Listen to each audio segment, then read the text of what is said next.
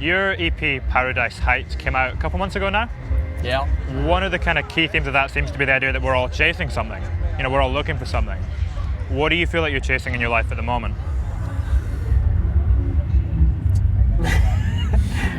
Hit us with the hard one straight away. Straight in. What am I chasing in life right now?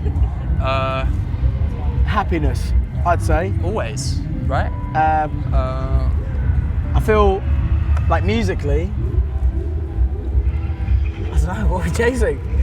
Just being back doing shows, and now we are. It's like so nice. I think like the EP represented a period of our lives. It was kind of like a period where we were like in lockdown, and we had to kind of like make do.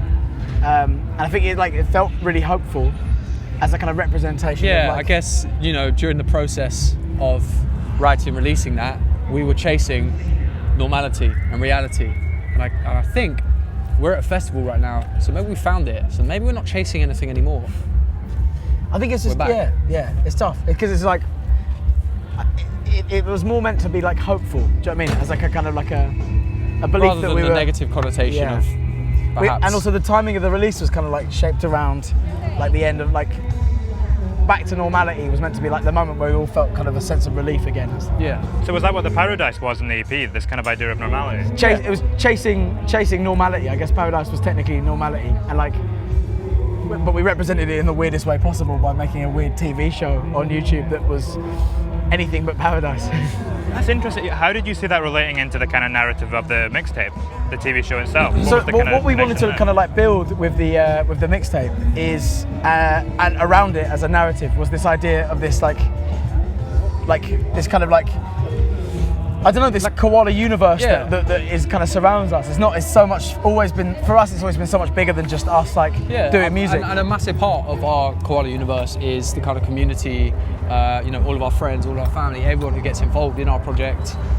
We try and keep it, you know, within the community, essentially. Paradise Heights was just a way and an extension of us being able to work with our friends, doing something that was going to make us laugh. And I think we wanted to like build this like Kawala world that was bigger than just like us being a band. It was like, we want people to like, the biggest compliment we ever get is from people being like, oh, I wish I could hang out with you guys. You have so much fun. We kind of wanted to like play on that and kind of build this like world that people felt like they were tapping into. It's not exclusive, like you know, anyone can be involved. No judgment, just kind of like grander than kind of the we thought the best way of doing that was basically just taking the piss out of ourselves. Yeah, making a weird sitcom that makes no sense.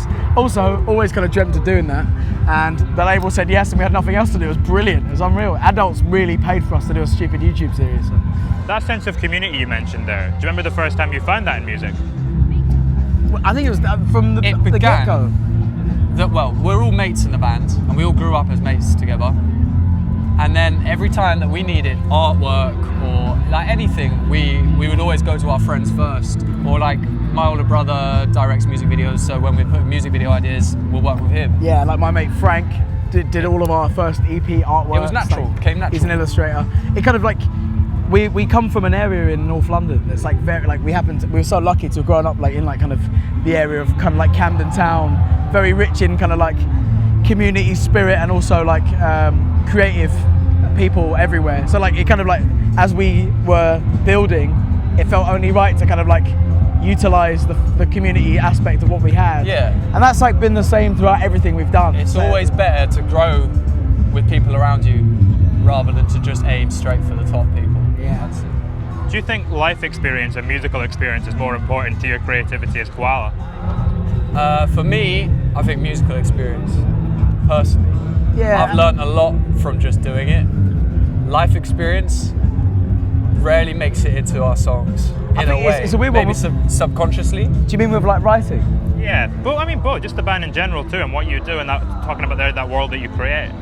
I think it's a bit important. It's a mixture because like I think it's like we dropped out of uni and all these like little things kind of really like shaped the kind of progress of it. But like it was kind of like the kind of musical aspect of what we were experiencing and learning as we went alongside things that we were going through that really kind of like shaped the direction.